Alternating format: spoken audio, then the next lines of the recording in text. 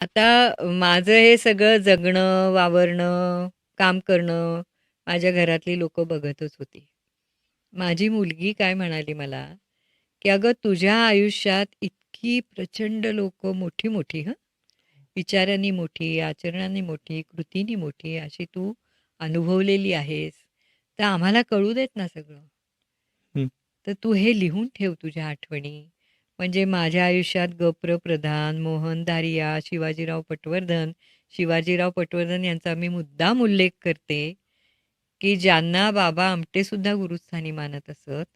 असं महारोग्यांच्यासाठी तपोवन म्हणून अमरावतीच्या जवळ त्यांनी आणि ते सुद्धा माझ्या असे नातेवाईकच आहेत म्हणजे. पण इतका तेजस्वी माणूस, इतका ओजस्वी माणूस मी माझ्या आयुष्यात बघितला नाही आणि पुढे कितीतरी वर्ष बघीन अशी मला अ, शक्यता वाटत नाही. इतके तेजस्वी होते. म्हणजे काय सांगू तुम्हाला, की जसं सुलभाताई गोंडे मला म्हणायची ना, की समोरच्याची वेदना आपल्या आली पाहिजे. तसं दाजीसाहेबांच्या जवळ एखादा महारोगी आला, त्यांना नमस्कार केला, की दाजीसाहेब पाठीमागे 2 पावलं सरकत असत आणि त्याला म्हणत असत, "अरे मीच तुला नमस्कार केला पाहिजे. तू ज्या वेदना सोसतोयस, त्याचं शतांशाने सुद्धा मी सोसत नाहीये." हं.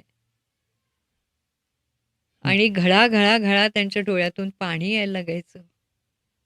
किंवा एखादी निराधार मुलगी जर त्यांच्यापाशी तिचं बाळ ठेवून गेली, की आता ह्याला तुम्ही सांभाळा. तर खूप वाईट वाटायचं त्यांना. आणि मग त्यांचा तो सरकारशी कॉन्फ्लिक्ट आला. हं. पैसे वाढवून मागत होते वगैरे, वगैरे. ते सगळं माहिती आहे सगळ्यांना.